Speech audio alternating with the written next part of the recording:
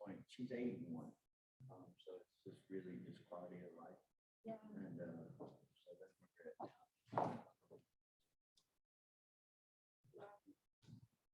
happens is it's that type of tumor secretes fluid, and that fluid causes nausea and diarrhea. So every time she tries to eat. Thank you.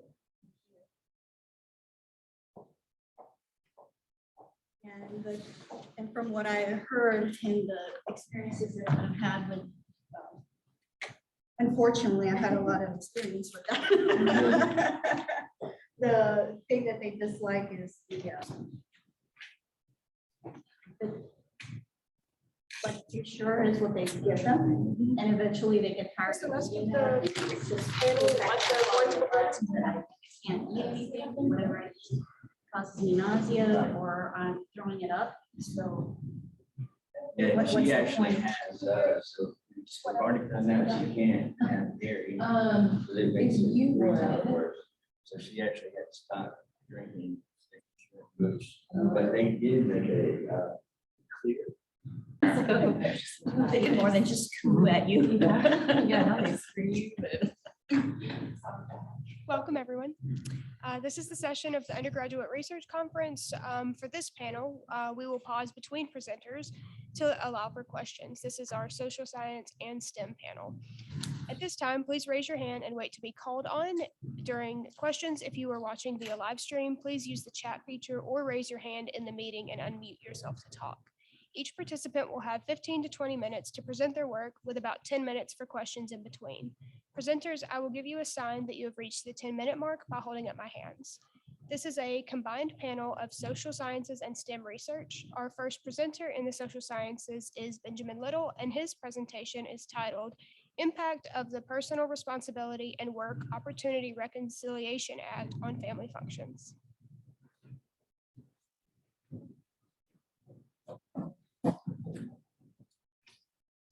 Good afternoon. My name is Benjamin Little, as she said, and I am a family science major at MUW. Today, I would like to discuss the impact of the Personal Responsibility and Work Opportunity Act on family functions. I will provide a definition of the Personal Responsibility and Work Opportunity Act. Next, I will provide an overview of how Section 115 of the Act can negatively impact the well-being of individuals and families. I will also present suggestions for further research on nonviolent drug offenses through the family impact lens. The Personal Responsibility and Work Opportunity Reconciliation Act of 1996 is a bipartisan act that was intended to reform the nation's welfare system. The act requires work in exchange for time-limited assistance and a performance bonus to reward states for moving welfare recipients into a job. States were asked to enforce child support payments to move families from welfare to self-sufficiency. The bill includes a little-known provision known as Section 115 that imposes a lifetime ban on federal assistance and federal food and cash assistance for people with drug felony convictions. This means those with previous drug felony convictions receive a lifetime ban on SNAP and TAMP benefits, regardless of whether they have completed their time in prison or not. This lifetime ban can disproportionately affect those in communities where drug and substance abuse is a prevalent part of life. It is also not well known that Section 115 only applies to nonviolent drug offenses. It does not affect anyone convicted of any other felony crime.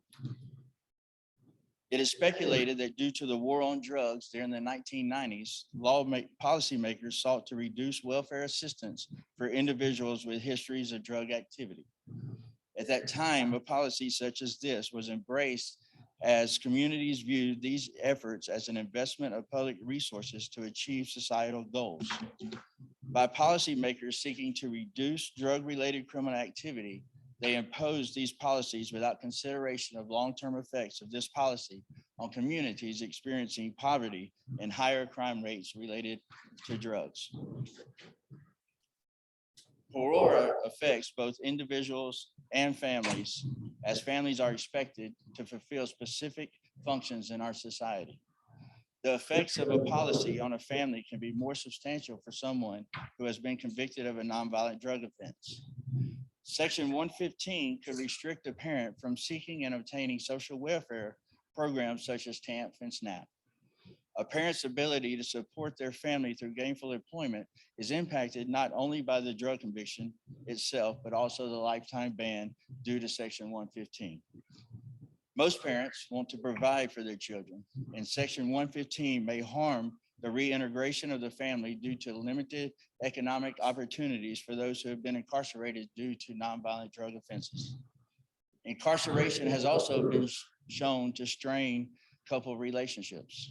The ability to visit a loved one and maintain a healthy relationship is influenced by their sentence, but also the protocols individuals and families must follow, and the distance to visit a loved one in prison has to be taken into effect. Once a person serves their time, they may not be able to obtain gainful employment. And if no drug treatment was available for their substance dependency, they may break the law to keep their family and children housed and in good health. Another family function that is impacted by this policy is family formation. If the goal of PROORA is to encourage self-sufficiency, Section 115 may actually be an obstacle towards family formation. The ability to gain employment or receive training to earn wages is not always easy for those who have been convicted of a nonviolent drug offense. There are many jobs available that could be filled by an adequate workforce if they didn't have to be overlooked due to a prior drug conviction. If the goal of PROORA is to end dependence on public assistance by encouraging employment, those who have been incarcerated for nonviolent drug offenses may not receive the preparation needed for job readiness training, job skills training, vocational training, and other educational program training that can assist in finding and, most importantly, keeping a job. When selecting potential romantic partners or developing relationships with previously incarcerated individuals, some people may not consider marriage and prefer cohabiting relationships because their partner lacks financial stability. Additionally, in our society, parents should be role models for their children, so having a previous conviction may preclude some custodial parents from seeking to reunite the family after the non-custodial parent has served their time. Caregiving is also not possible during incarceration due to a nonviolent drug offense. And upon release, the custodial parent ultimately is the one who decides whether their partner has access to the child or not. Caregiving encompasses not only physically providing for the children, but also affecting the emotional needs of children and others in the family.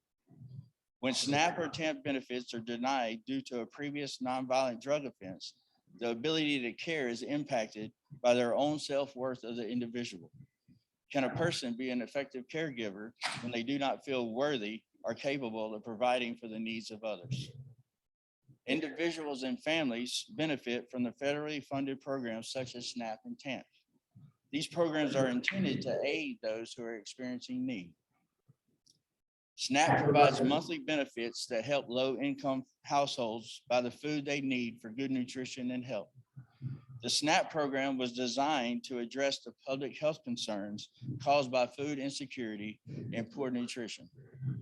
TAMP, commonly known as welfare, is the monthly cash assistance program for poor families with children under the age of 18.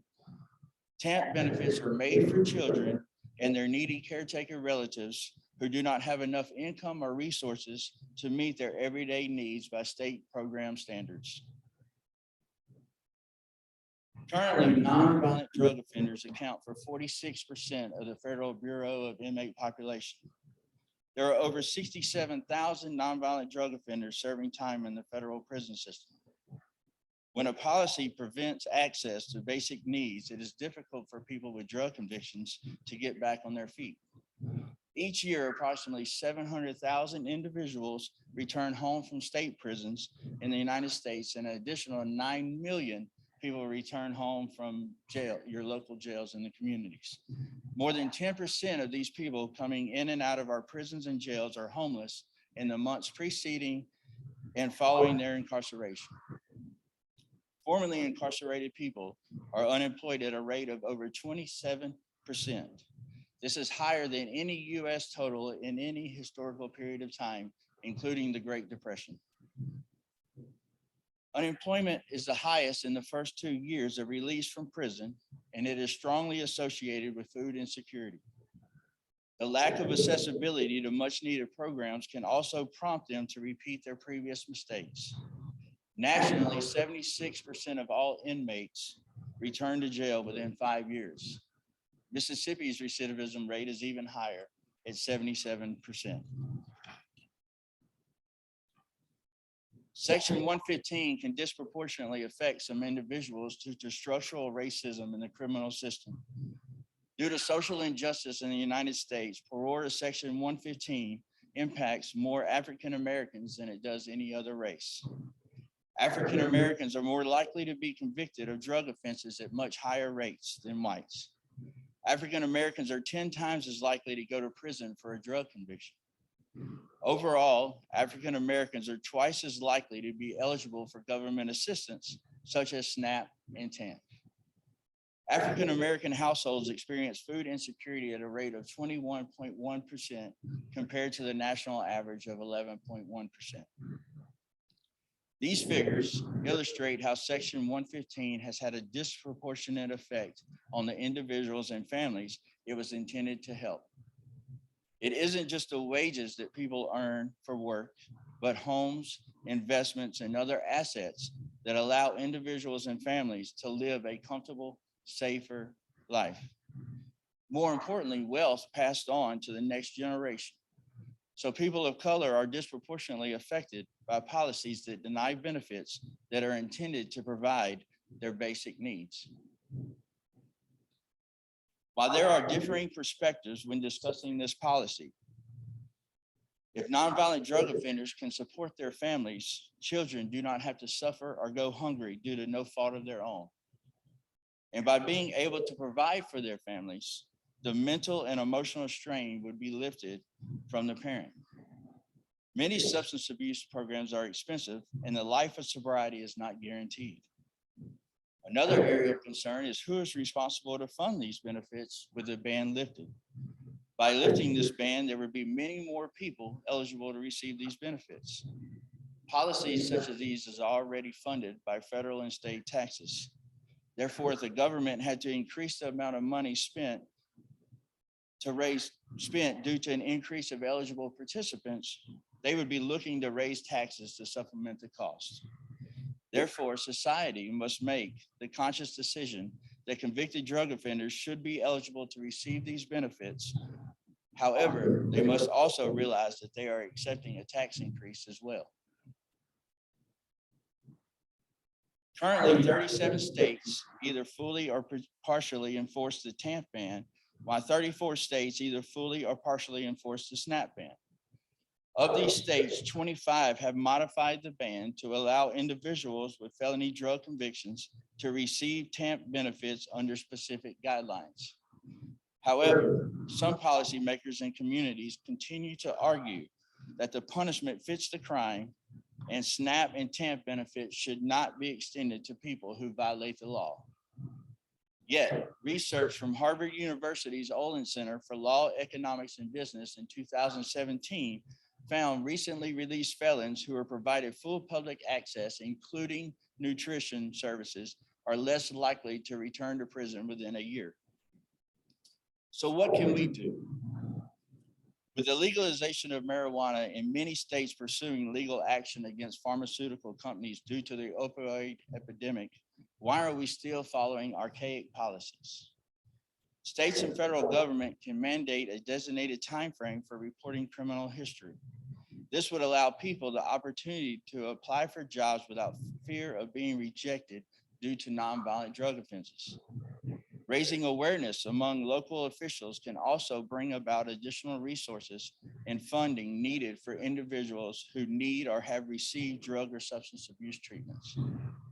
With additional research on the impact of nonviolent drug offense on the well-being of individuals and families, we can propose alternative substance abuse interventions and programs that help individuals rejoin their families and become self-sufficient. Help within the community is also important. as policies can only do so much. While PRORA aims to reduce the number of people seeking public assistance program, the policy itself has not been updated to reflect the current drug crisis in America.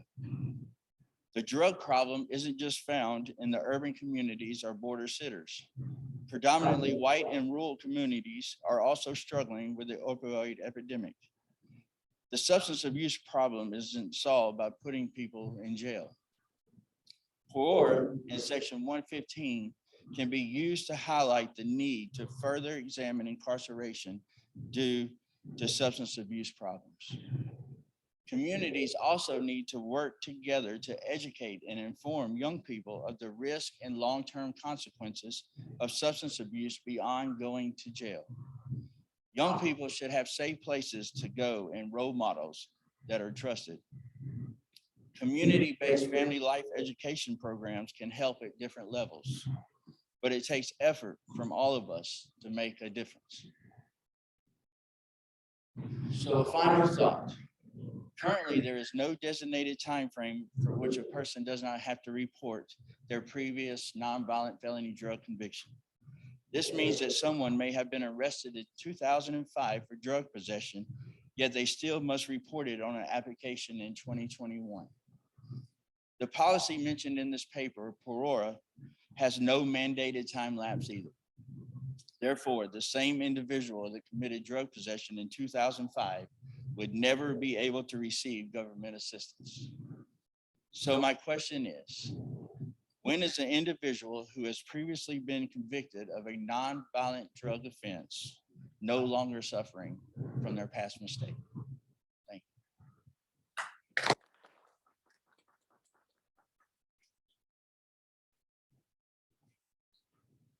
Mr. Benjamin, we will now take time for questions.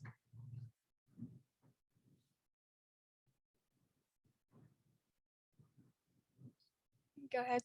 I think it might be a good idea for Mr. Little to share what he's going to do as his future research. Okay, so for my future research, I have taken the requirements necessary to be able to do human research. So I have compiled a questionnaire and I will interview women, African Americans, as well as white on the impact that they experienced due to these restrictions. Mississippi did not amend this ban in any capacity until 2019. So there are many people that have experienced this firsthand, and to illustrate the effects of and the difficulty for mothers specifically in order to provide for their children upon their release from incarceration. So I will take a deep dive into the impact not only for men, but the African Americans, as I talked about in this presentation, but also how it has affected women from being able to raise their children and get their children back upon release from prison. We have a question in the chat.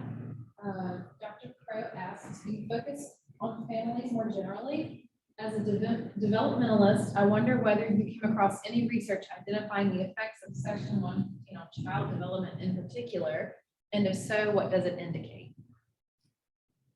For my research on Section 115, as far as the children aspect, the focus was due more on the separation of the individual from the child and the parent due to the incarceration. There's been many studies that would show that the separation of the child and the parent has caused emotional as well as mental strain in the child's life as well as their learning capabilities. But as far as the extent of their being able to look at a study from prior to the incarceration and post-incarceration, I haven't been able to identify the differences there, what would be considered a normal household compared to a household before and after. So thank you.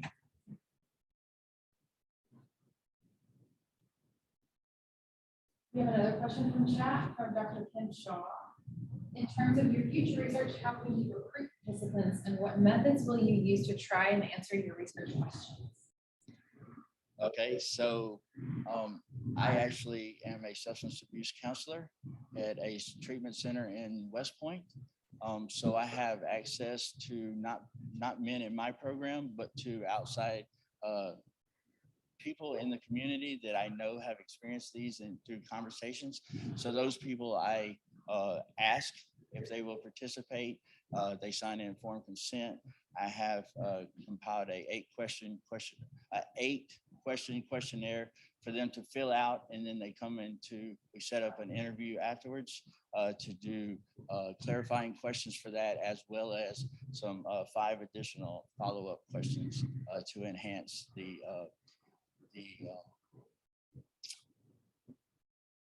more pertinent information related to what my study is. Good answer.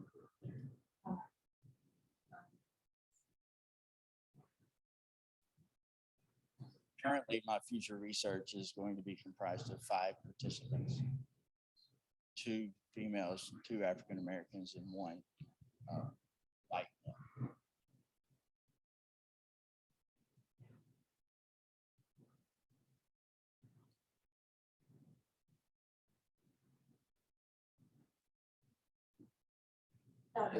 Could you talk a little bit about the history of this in Mississippi, the SNAP and welfare benefits, and how it has, what is the timing? I know you said 2019 versus now.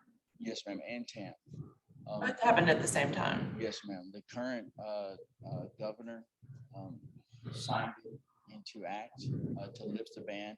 This was many years ago. The federal, due to the restrictions that it had, allowed states to lift the ban. Mississippi certainly was not the first, and they have also not been the last. But the ban was, many states partially lift the ban that requires requirements such as completing substance abuse programs or drug testing or things like that in order to maintain their benefits. Mississippi has lifted the ban completely to allow 100% TAMP and SNAP benefits for anyone, regardless of how long ago their drug conviction was.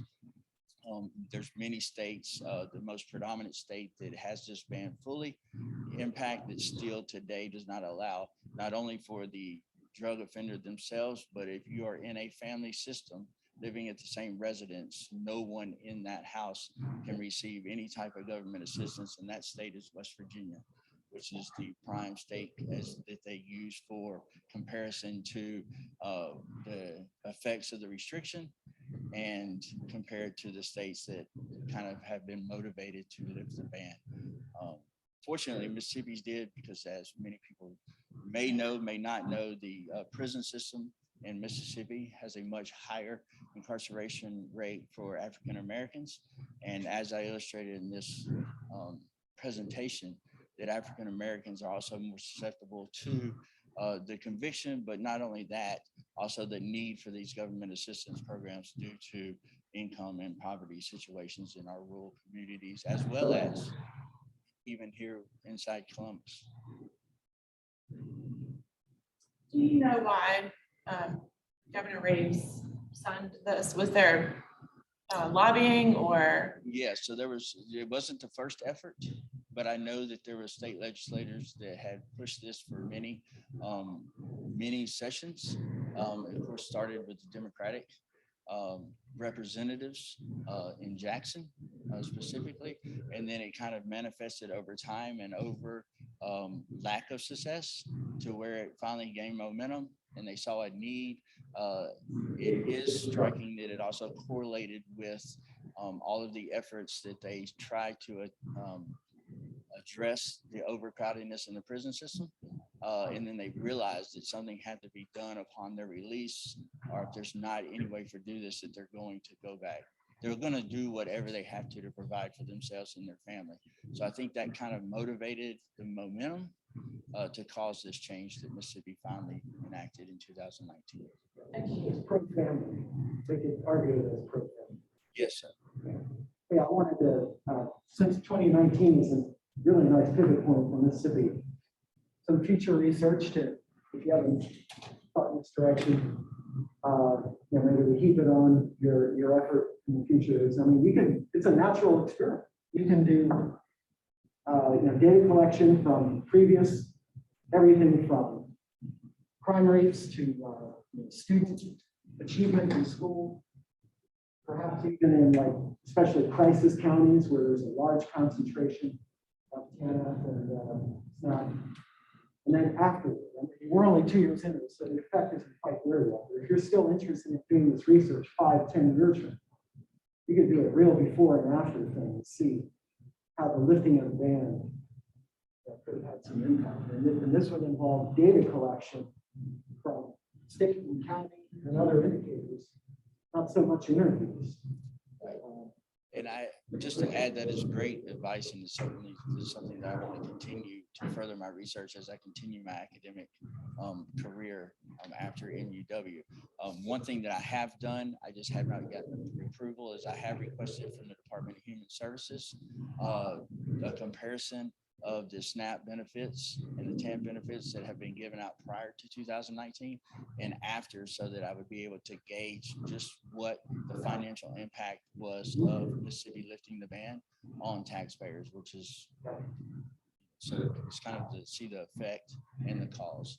But I agree wholeheartedly with being able to get research further along and kind of create a foundation to be able to identify specific resources. Get good results, then you take it to West Virginia. Where everybody's guilty by association. Your car's in this guy's driveway, you don't get SNAP. Yes. Yes.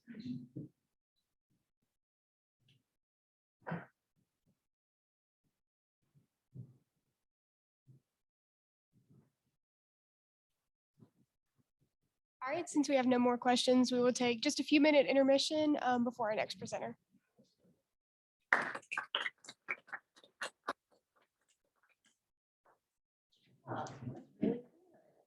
And her presentation is titled Endogenous Cftr Expression in Human Epithelial Cell Lines.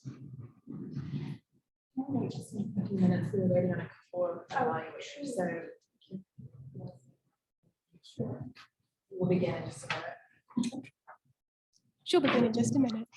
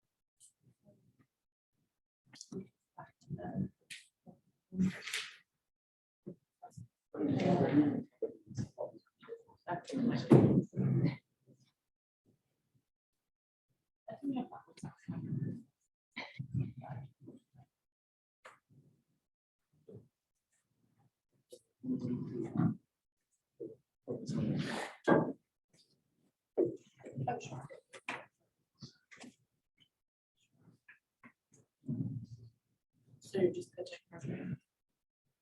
Actually, they come in with.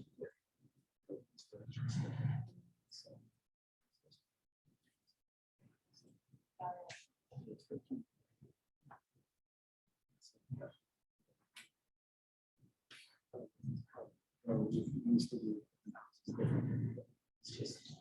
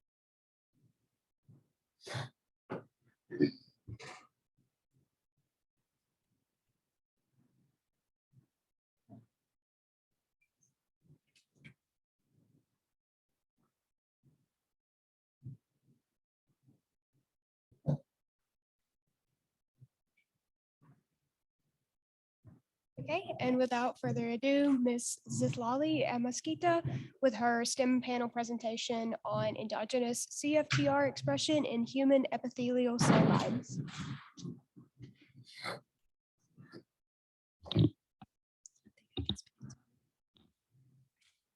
So my name is Lolly, and I'm a senior biology major. And so the title of my presentation is Endogenous CFTR Expression in Human Epithelial Cell Lines. So first I'll begin by explaining what CFTR is. So CFTR stands for Cystic Fibrosis Transmembrane Conductance Regulator.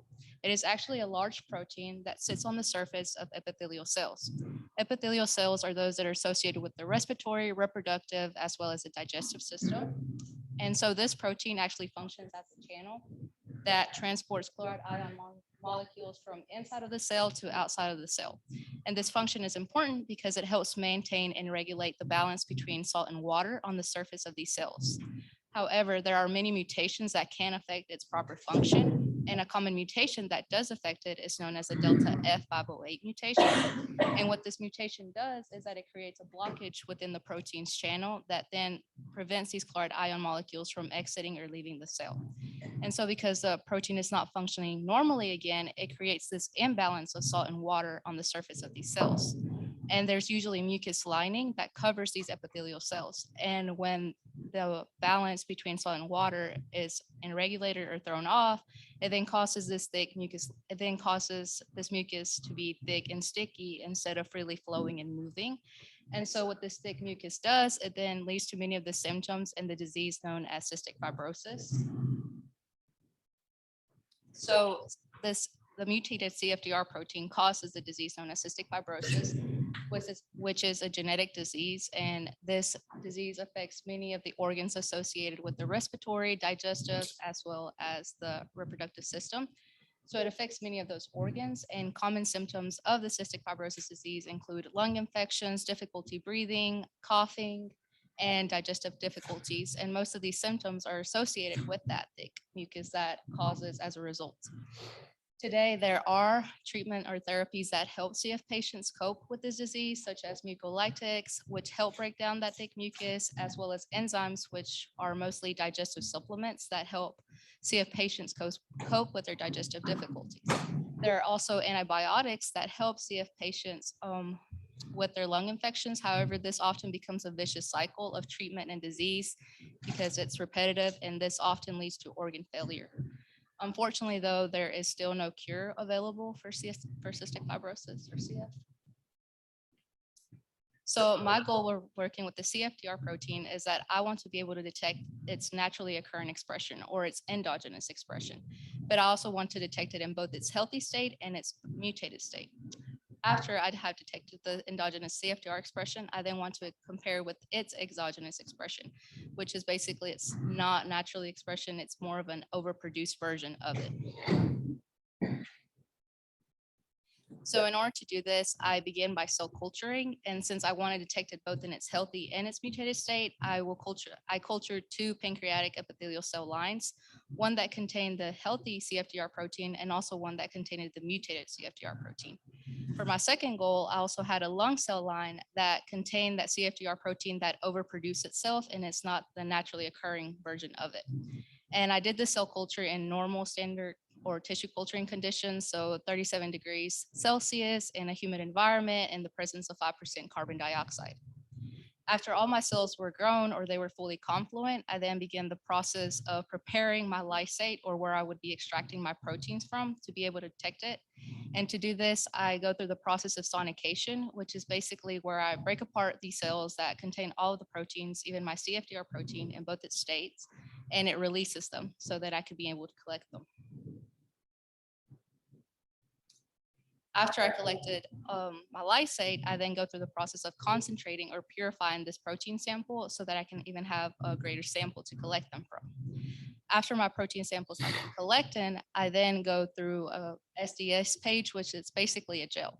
So all of these proteins will be passed through a gel that, through the use of electric current, will then be separated based off of their molecular weight and size. So as you can see on the gel, it's not just one protein band, but rather it's all of those proteins that were in those cells that are on there, and they were separated based on their size. And so after they have been separated, I will then sandwich this gel with a membrane, and it's basically like a thin piece of paper. And so it'll be sandwiched here. For an example. So it'll be the gel and the membrane, and all those proteins that were separated based on their size and weight will then be transferred onto that membrane through the use of electrical current again. And then I can begin my process of actually detecting my specific protein. So the protein detection method, Western blotting. And so after my membranes have been transferred onto the membrane, I apply my primary antibody. And what this does is that it will detect my protein of interest on that membrane. So it'll be the primary antibody will attach to the CFTR protein. And after the primary antibody is attached, I will then attach a secondary antibody that attaches to that primary antibody that is attached to my protein of interest, the CFTR protein. And after that secondary antibody is applied, I apply a substrate, which basically then tells me where on that membrane my protein of interest is in comparison to all of those proteins that were transferred onto the gel. And so this is the results that you expect to see after you're done.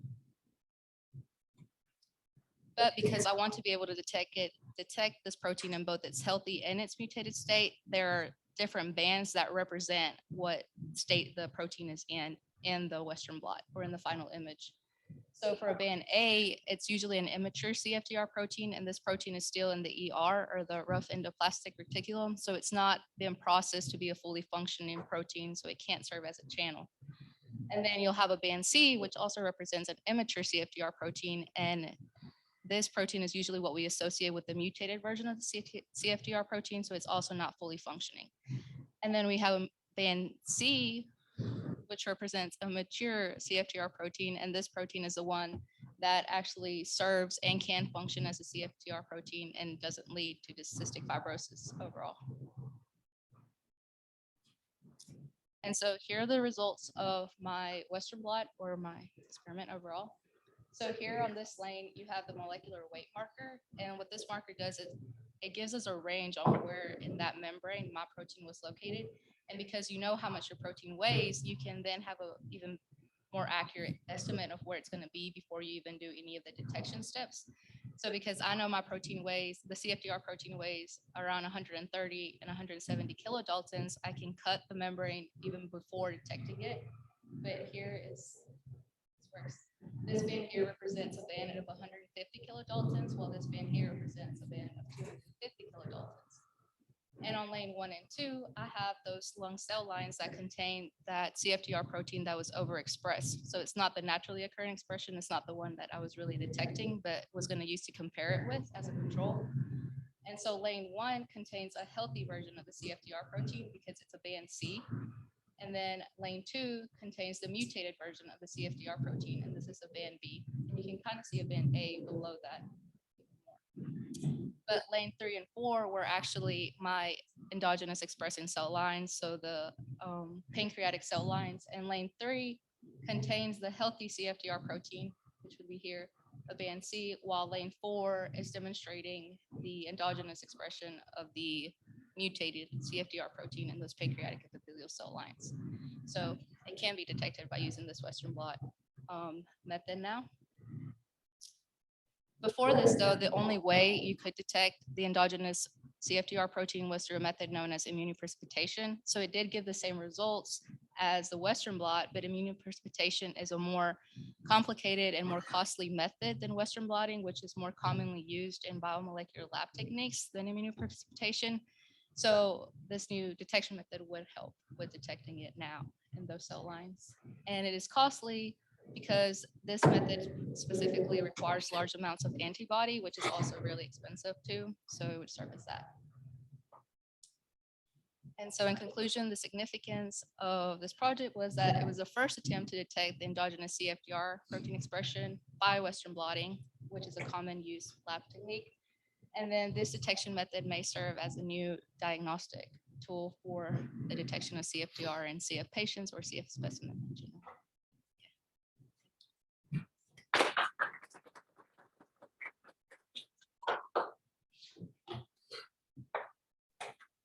During this time, we will take time for questions.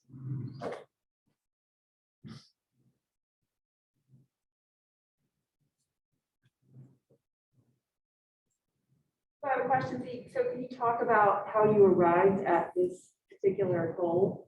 I mean, to do the Western blotting, is this something that other people have tried, or an idea that you and Dr. Hedda had, or how did that go? Yeah, so my process was like, he had already developed the technique that was gonna get us there. He just needed the student to actually run and see if it did get them there.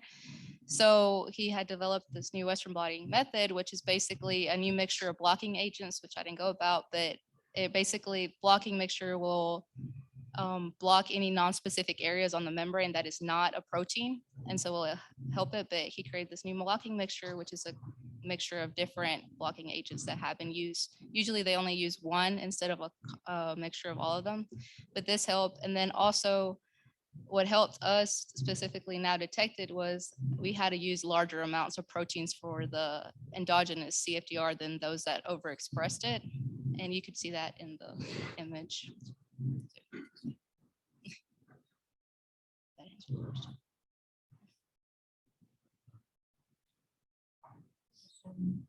Tell us about the timeline of your project. How long does this process take? How long did your research take?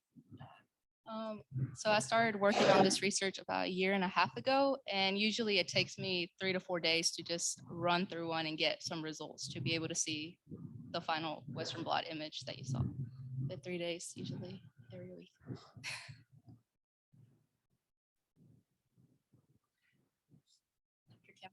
Can you tell me a little bit more about like this conclusion that you can do this with Western blot testing? What is the potential for that? Why is that significant? Like, what is that going to contribute? Is it that do you think that this will transform how people find out about these proteins, or that it's an easier, better? Is it more effective at knowing whether or not you or what you have? Or tell me a little bit more about what you see the potential here being. So they were actually cultivated using human cell lines, and these cell lines were derived from patients with cystic fibrosis that they had a disease. So yes, it could be used as a diagnostic for the disease itself, right? Cystic fibrosis by just Western blotting, which is a very simple technique in my degree after. Well, it's not simple, but yeah, it can be done now through this rather than immunoprecipitation, which I haven't done, but just reading about the process is more complicated as well. So, and right now I think there's only one detection method used for cystic fibrosis, and it's the sweat chloride test done.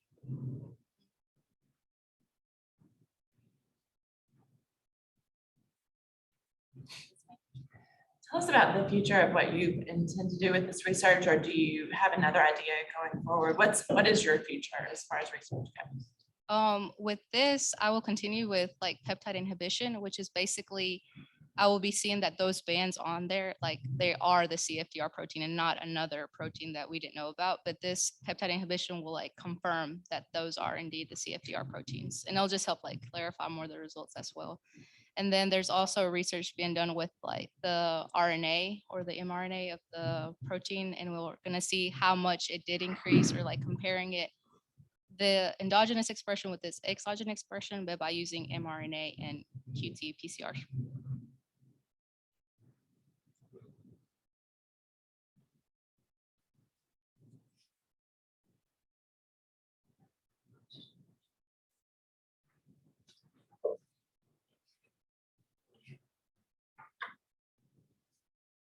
All right, thank you so much. Our next panel will begin shortly. If you haven't already, please remember to fill out your evaluation that is linked from the QR code in the conference program, or that is available in paper at the front of the room. There are also poster presentations on the conference website, which are available to view and comment on during any part of the day. Thank you so much for coming.